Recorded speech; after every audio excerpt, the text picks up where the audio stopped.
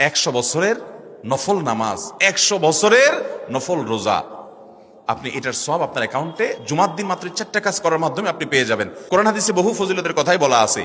এত বিপুল পরিমাণে, এত অধিক পরিমাণে সওয়াবের কথা যে কারো বাসা থেকে অনেকের আছে যেতে 500 স্টেপ পড়বে। 500 স্টেপ পড়লে কতটুকু হয়? সামান্য একটু জায়গা যেতে 500 কদম হয়ে যায়।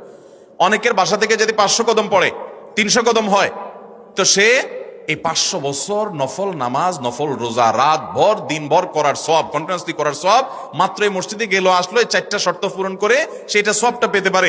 যদি সপ্তাহে 4 জমা হয় তাহলে 4 বার, 500 করে যদি হলো 2000 বছর, এভাবে তার আমল আমাদের সবের পাহাড় সে জমা করতে পারে শুক্রবারের ছোট্ট আমলটার মাধ্যমে।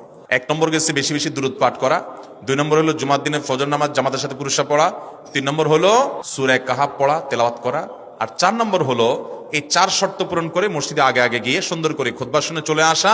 কোনো কথাবার্তা, খুতবা চলাকালীন সময় কোনো কথাবার্তা, অনর্থক কাজ